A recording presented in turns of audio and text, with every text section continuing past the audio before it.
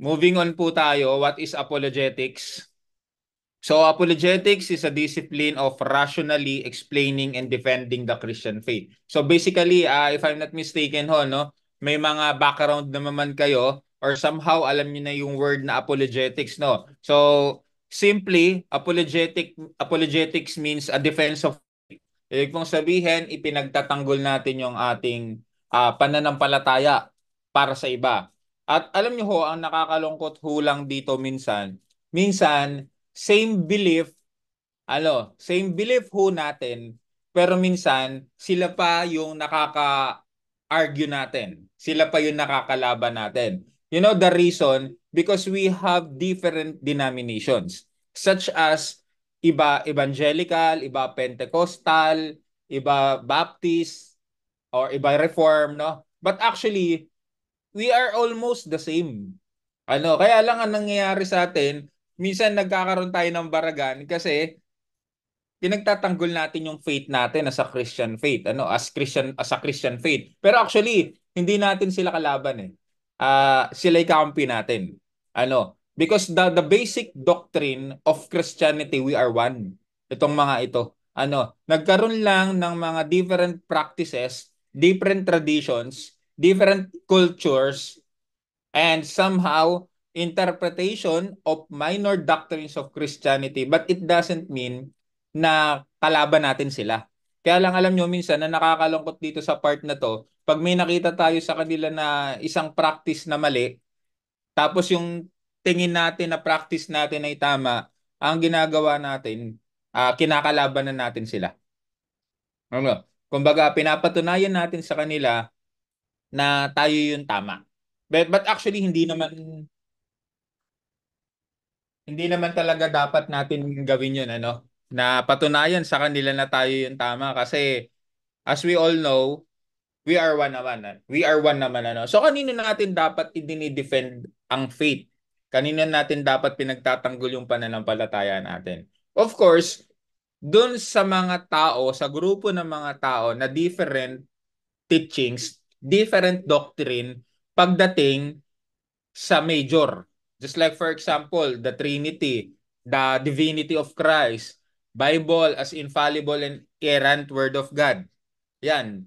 Basically, yan tatlong yan, the major doctrine, sa kanila natin i-defend to. Yung ang mga paniniwala ay hindi nagkakaisa doon o hindi natin kasama doon sa paniniwalang yon. Pero pag tayo, for example, Pentecostal, Evangelical, Baptist, Reform, may pagkakaiba tayo pero it doesn't mean na magkakalaban tayo. At dapat nga tayo ang maging tagapagtanggol ng faith. Kaya tignan nyo, may pinapanood ako, sabi niya, bakit itong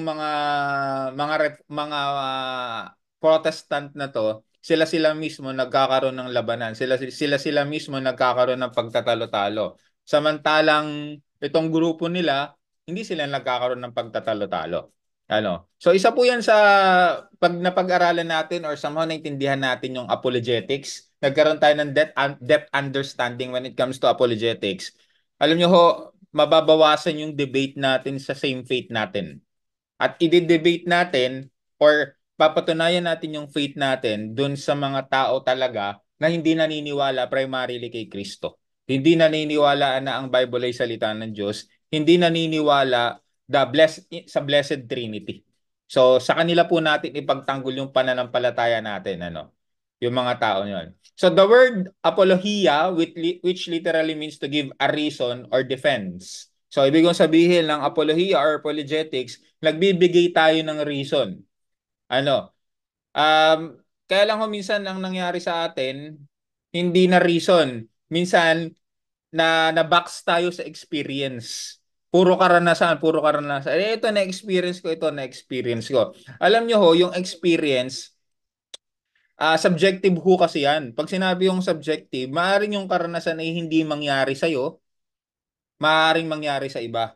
Pwede rin naman nangyari sa iba tapos hindi mangyari sa'yo. Kaya ang hirap pong patunayan ng experience na dahil na experience mo, yun yung totoo. So medyo po yan medyo may loopholes po dyan. However, ang apologetics primarily, it's about reason. reason or pag-reason out natin, pagpapaliwanag natin. Ano ho, and that is apologetics. So in First Peter 3:15 at saka Jude 3, yan po yan, reason. So what makes apologetics such a unique area of Christian discipline and study is that it prepares the believer to engage in conversation and debate with critics and questioners of the faith. This is done by training believers on the following topics. So since tayo po ay apologetics ngayon ang subject natin, dapat ho ang mga Kristiyano, especially the pastors, especially the teachers, they will be considered or they can be considered or they shall be considered as apologists, as defense of faith or defender of faith. Ano ho, lalo-lalo na ho sa atin. Sapagkat kapag hindi ho natin napatunayan yung pananampalataya natin sa iba, ay medyo magkakaroon po ng problema. Kaya po yung turo kahapon ni Pastor Dexter, it doesn't mean ho na kapag sinabi namin na we are not, kumbaga, we're still seeking the truth, it doesn't mean na hindi ho kami naniniwala sa tinuturo namin. But we are saying ho na we're still studying pa rin. Ano ho? Yun ho yung ibig sabihin kahapon ni Pastor Dexter dun sa sinabi niya. Pero of course, we believe on what we are teaching. Number one ho yan, kami ho dapat maniwala sa tinuturo namin. At gayon din ho kayo. Ano ho? So apologetic attempts to render the Christian faith persuasive to the contemporary individual. So according po sa Portable Seminary na ito po ay PDF pero may libro po nito, mabibili nyo po ito sa PCBS or medyo mahal nga lang, parang nasa 2,200 ano, Portable Seminary. Pero ito ho ay libre sa akin sa aking Bible school dati. Binigay lang ho ito. Ano, pero binayaran nila to if I'm not mistaken. Kaya ayan po diyan. So matatagpuan niyo yan, apologetic attempts to render the Christian faith persuasive to the contemporary individual. Kay David Horton, page 340. So apologetics is the vindication of the Christian philosophy of life against the various forms of the non-Christian philosophy of life. So Cornelius Van Til. So Christian Apologetics, page 17. Kaya ho ang apologetics, it's not just purely Bible. May extra sources po tayo but it doesn't mean that if we have extra sources, hindi na tayo sola scriptura. Sola scriptura po tayo when it comes to the authority. And when it comes to Christian living, sola scriptura po tayo. But in order for us to prove that the Christian faith is true among others, we have other resources. Kuha po ba yun? Sola scriptura tayo, pero it doesn't mean na wala na tayong ibang extra resources. May pinagkukunan pa din po tayo na extra resources para mapatunayan natin that the Bible is true. Okay ho? Kasi ang hirap pong patunayan kapag halimbawa wala ho tayong extra resources, ang hirap patunayan sa ibang tao na ang Bible ay salita ng Diyos. So kinakailangan ho natin magkaroon ng ibang resources para mapatunayan na ang salita na ang Bible ay salita ng Diyos. Ano ho? So yan po yung mga halimbawa sa apologetics na kung saan ito ay vindication sa atin of reasoning and Christian philosophy as well. Okay ho? So biblical theology, good theology is the foundation for sound apologetics. So ayan ho yan kaya ho alam niyo ho ano no. Maganda ho may mga ganito tayong pag-aaral kasi ho hindi na ho lang tayo nakabox dun sa experiences na nangyari sa atin kung hindi tayo din ho ay may reasoning. Ano ho? Kasi ho ako ho ano hindi pa naman ho ko ganun katagal lang Kristiyano pero nasa magti 20 years na din ho ano kumpara dun sa mga matagal na mga season pastors na. Pero alam niyo ho ang feed sa akin before nung hindi pa ako nag-aaral is more on experiential, more on experience. Kapag ganun po yung ating laging iniisip, well, hindi ko ho sinasabing mali yun, ano. Kaya lang, sabi ko nga subjective siya, may mga taong hindi yun naranasan. So how can we prove to them that Christianity is true among others. Kung puro experience lang ho yung sinasabi natin sa kanila. That's why biblical theology is the good foundation for apologetics. Kaya mahalagang-mahalaga po sa atin yun, ano, yung biblical theology. Kaya nga sabi, no, kapag mali ang theology natin, mali na yung living natin. Pag mali yung living natin, mali yung defense ng faith natin. Okay? So, forming a logically consistent system of rational argumentation. So, logical at saka rational argumentation. So, alam nyo ho, no? Pero part of growing, alam nyo ho, dati mahilig talaga din akong somehow makipagdebate, ano. Pero pag hindi ko na pakiramdam ko natatalo ako dun sa debate namin, parang nagdaramdam ako. Parang sumasama yung loob ko, tas hindi ko na kinakausap. Tapos parang ang dami-dami kong sinasabi sa kanyang kasiraan. Part po ng growing ko yun before. Pero alam nyo po, as I studied, lalong sabang ako ay nag-aaral, okay lang kung hindi ko napatunayan or kung hindi siya naniwala dun sa sinasabi ko o kung ayaw niyang tanggapin yung sinasabi ko, okay lang. Wala namang problema doon, ano. Kaya ho, alam nyo ho, no, kami dito nila Pastor Dexter, nila Pastor Roderick. Actually, we have minor differences ho. Ano ho, pero wala ho kaming pagtatalo ng nangyari. We discuss, pero for the sake of academic, wala hong personalan 'yon. As long as hindi matatamaan yung major doctrine natin. So, bakit natin ginagawa 'yon? Para magkaroon tayo ng logical at saka rational argumentation or logical at saka rational dialogue or sabihin na natin tamang pagpapaliwanag.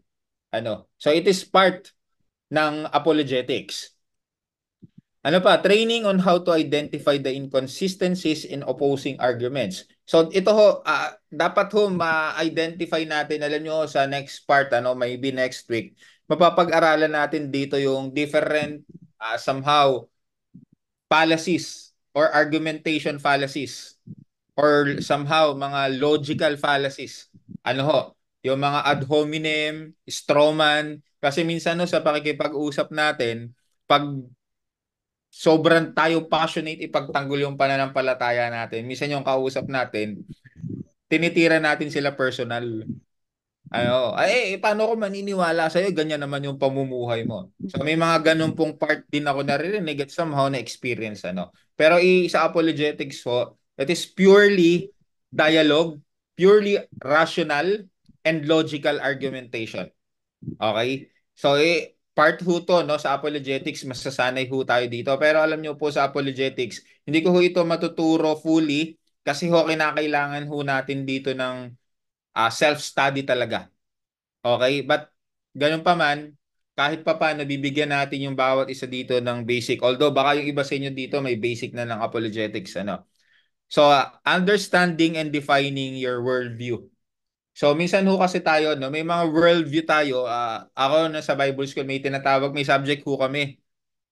May biblical worldview na tinatawag. So tinitignan ko yung mundong ito in a biblical prospectum, in a biblical aspect. Kaya ito nangyayari kasi ganito. Kaya may phenomena na ganito kasi ganito. Ano ho? So, alam niyo ho, no, ito rin ho, no, naalala ko ewan ko kung tinuturo niyo din to pero sa mga matututunan po natin to sa apologetics. Kapag halimbawa minsan nagkaroon ng sakuna o ng natural phenomena sa isang lugar, for example, bumaha or naglandslide or lumindol. Minsan ang sinasabi natin, nagalit ang Diyos diyan sa mga taga diyan kasi gumagawa sila ng masama. Pinaparusahan sila ng Diyos.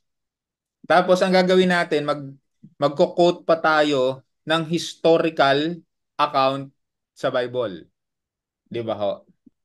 Pag titignan natin, pwede naman natural phenomena and pwede rin naman consequences ng maling ginagawa ng tao. 'Di ba? Kaya yung mga, for example, yung landslide. Kaya nagkaroon ng landslide kasi pinuputol yung mga kahoy o yung mga puno. So, pag nagkaroon syempre dahil walang kumakapit dun sa mga soil, walang roots, mga ugat na kumakapit dun, talagang pag bumagyo ng malakas, magkakaroon ng landslide. Pero hindi naman ho natin dapat isisi generally dahil yung mga taong yun ay gumagawa ng masama. Paano yung mga mabubuti tapos nadamay sila? Kasama ba sila sa naparusahan? So, di ba ho? So, kaya yung iba nagkakaroon ng unbelief. Sabi, nagkaroon ng sakuna. Pagpapatunay lang to na ang Diyos o walang Diyos kasi may sakuna. Di ba? Sama may mga maririnig kayong gano'n, ano. So tayo ho sa apologetics, maintindihan natin yung another side of the world, another view of this world. Ano ho? Then next, defending against opposing worldviews. So yung view ng iba, worldview ng iba, dun sa worldview natin, paano natin sila mapapersuade, paano natin sila mapapaniwala or mahihikayat na yung view na sinasabi natin sa kanila, ayun yung tama. So yan ho yung apologetics. That's why we need to understand apologetics in a depth or depth meaning or depth understanding Yun ho. Next, the history of apologetics. Apologetics. So mabilis lang po 'to, no? So the need for apologies in apologetic ministry finds itself at the very origins of the Christian faith. From the earliest days immediately following Pentecost, we see many Jews and Gentiles alike raising questions and criticisms about this new movement. So, nasa Acts chapter 8, verse 1 po yan. Kaya yung apologetics, nung unang panahon pa, the rise of the early church, specifically in the book of Acts, may mga apologists na talaga, may mga defender of faith na talaga, may mga nagtatanggol na talaga ng pananampalataya. Kasi marami silang questions about it. So kaya ang ginagawa nila, pinagtatanggol nila yung pananampalataya. Ano? So the following is a brief summary of the development of apologetics over Christian history. So may tatlong era ho dito, no, na tignan natin. The early Christian era, the medieval era, at saka post-Reformation era. So ano po yung mga erang to? So the first and second century, church leaders begin to write what were known as Christian treatises or statement explaining and defending the faith. So alam niyo po, nung first and second century, nagkaroon po ng mga treaty o somehow, or sabihin na natin, pagpapaliwanag patungkol sa pananampalataya. Ano ho? Kaya dito sa first and second century, nagkakaroon ho ng statement of faith na yung mga early church fathers natin. Nagkakaroon na sila or ini-state na nila yung basic na katuruan patungkol sa Christianity. Okay? So, these writings were designed to combat the false rumors and assumption being made by critics of Christianity. So, ba't nila ginagawa to? Kasi alam nyo ho, marami ho tayong critics nung first and second century. The rise of the early church. Marami ho tayong hindi nananampala o hindi naniniwala when it comes sa Christianity. However, most of the apologetic focus of this era was internally centered. Some of the more notable writers were Justin Martyr, Tertullian, and Theophilus of Antioch. So, yan pong mga yan, sina Justin Martyr, pag ni-research nyo po sila, mga ano yan, mga sinaunang fathers of faith yan. Or sabihin na natin, fathers of early church. Yang mga yan, So, alam naman, lalo na si Theophilus, So, sorry. So later after the conversion of Roman Emperor, si Constantine, many Christian writers attempted to explain the faith to the influential aristocrats of the empire. After the fall of Rome, the most powerful theologian of the early Christian era arose to prominence, Saint Augustine. Did much through writing and debating to clearly explain the doctrines of the Bible, those in and outside of the church. Kaya po, during the early Christian era or the first and the second century, yan ho, si Saint Augustine, one of the apologists of the Christian faith. Isa po siya sa nagtatanggol sa pananampalataya. Kaya ho, marami tayo, the evangelicals, the Protestants, mga kino-quote pagdating kay Saint Augustine, kay Saint Thomas Aquinas, ano. Marami po tayong kino-quote when it comes to their theology kasi they are the defender of faith noong una pang panahon. So the next era is the medieval era. The focus of Christian apologetics during this era become more external in its focus and more scientific and secular its approach. So dito po sa medieval era, medyo ito na, scientific na yung approach dito. Pag sinabing scientific or secular approach, may mga ibang disiplina ho na ginamit. May mga iba't kumbaga subjects ho. Philosophy, history, logic, yan. May mga ibang disiplina ho na ginamit dito. So the major issue being addressed was providing ways to prove the existence of atheistic God. So from arguments of reason, the most important apologetic figure of this time was Saint Thomas Aquinas. So again ho, kanina ko si Saint Augustine, ngayon naman si Saint Thomas Aquinas. So Thomas Aquinas presented 5 arguments for the existence of God in his book entitled Summa Theologiae. Pag ni-research nyo po yan, makikita nyo po dyan yung it is about supreme theology about God. Napakaganda po niyan kasi doon maiintindihan natin everything, our doctrine. Ano ho? Kaya po sinasabi ko nga sa inyo, no, pag hindi natin ang isang evangelical or isang denomination, pag hindi niya inacknowledge itong mga apologists na ito, itong mga theologian na ito, may problema ho sa theology natin. Why? Kasi they are the apologists before the first, second century, no? Lalo na ho sila. Kaya magpasalamat ho tayo sa kanila. Yung mga alam natin na to, dahil yan sa kanila. Kaya lang, dumating yung time na somehow nilimit lang yung kaalaman natin, medyo kinulong. So yung mga akala natin na alam na natin, hindi pa pala talaga yun yung alam natin. Kaya kinakailangan ho na mag-aral pa tayo, magbasa pa tayo, at saka mga resources. Isa pa ho, no? As part of being apologist, pag may nabasa ho tayo, wag ho muna tayong maniwala dun sa nabasa natin. Hanggat maaari, i-argue natin yung nabasa natin at patunayan nung binabasa natin na yung sinasabi na yon ay totoo. Kasi kapag halimbawa nagbasa ho tayo ng isang book, tapos yung binasa nating book, yun na kagad yung tinuro natin, maniwala ho kayo. Time will come pag may nag-aral pa kayo at naintindihan nyo, ang hirap pong bawiin nung tinuro nyo, nung tinuro natin. Kasi hindi pa pala yun. So kapag may binasa ho tayong isang book, mas maganda ho, i-argue natin yung binabasa natin, i-challenge natin, totoo kaya yung sinasabi nito. Kasi pag subjective lang yun, mahirap po yun.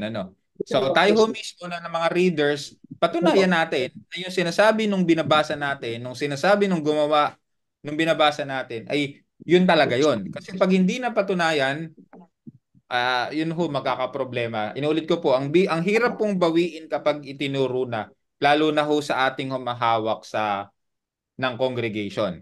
Pero alam niyo ho, ako na practice ko na kapag may naturo ako tapos nag-illuminate, okay lang, pasensya na po kayo kasi po medyo ililinaw ko lang po yung tinuro ko. Yun, nagaganon ho ako, hindi ho ako nahihiya. Okay lang naman yun kasi lahat naman tayo Lahat, sorry. Lahat naman tayo subjected for errors no. So, the next era is the post-Reformation era. So, the primary focus of this era was defending the central teachings of the Protestant movement. So, the major apologetic emphasis was again turned inward, addressing internal doctrinal issues. So, tignan niyo hong mabuti itong mga irang ito. Doon po sa first and second century or the early Christian era, dito po sa era na to, ito po yung time na kung saan itong era na to ay ini-establish ang Christian faith. Ibig pong sabihin mga magulang at kapatid, dito po sa time na to, ito yung time dun sa early Christian era. Ito yung time na kung saan nagbibigay ng mga treatise, nagbibigay ng mga statement, nagpapahayag kung ano yung pananampalataya na dapat sundin natin. Okay? Pagdating naman po sa medieval era, dito po sa time na to, it focus on the external factor. Ibig pong sabihin, patunayan natin sa iba na yung faith natin ay tama. Yung Self-esteem pananampalataya, yun. yun yung dapat paniwalaan nila. Pagdating naman ho sa post-Reformation era, ang focus naman ho ng post-Reformation era is the internal aspect or somehow the doctrinal issues. Kaya nga ho, no, katulad nga ho nung shinare ko, kung hindi ako nagkakamali kahapon o ng isang araw, ang apostolic succession, may apostolic succession ho tayo. Hindi ho tayo basta sumulpot lang. Na katulad ng sinasabi ng iba, bagong sulpot lang yan. Kami, ano na kami, 2,000 years ago na. 'Di ba? Galing kami kay Peter, galing kami kay ganito, kung ano pa man. May apostolic succession din ho tayo. Ano ho, sa kanila din, sa mga apostol din. Kaya ho, in order for us to defend our faith, pag tinanong, bago lang naman kayo, ang founder nyo ay tao, si ganito. Kaya ho, napakahirap kapag ang church or ang organization ay, ang founder ay tayo, no? Kaya sabi ko, binabago ko yung term na yun. The founder of the church is the Lord Jesus Christ. But the organization, maaari hong kayo yung founder ng organization or tayo. Pero it doesn't mean that we are the founder of the church because the founder of the church is the Lord Jesus Christ. So going back here sa post-Reformation era, dito naman ho, internal yung focus na. Sa post-Reformation era, since tayo po ay nasa Reformation era, binabago na po yung doctrines o yung turo internal.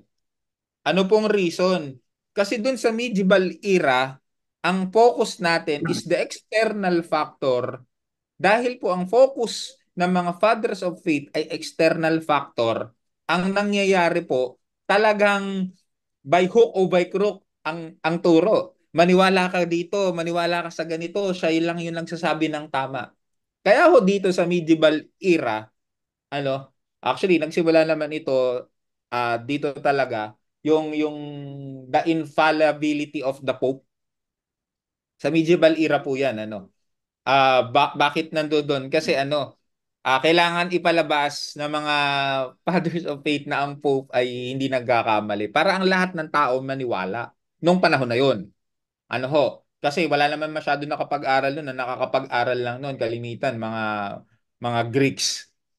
Yung mga talagang may opportunity lang mag-aral. Pero pag mga ordinary tayo, mga peasants nung unang panahon, wala tayong opportunity. Kaya ang ini-impart sa tao, maniwala kayo sa leader na to kasi sila yung nagsasabi ng totoo. At sa pamamagitan nun, ang sinasabi naman nila is Christianity or ang tinuturo nila ay Christianity. Kaya lang, after that, na-establish na ang Christian faith sa maraming bansa, dun sa Reformation, binago na to, binabago na internally.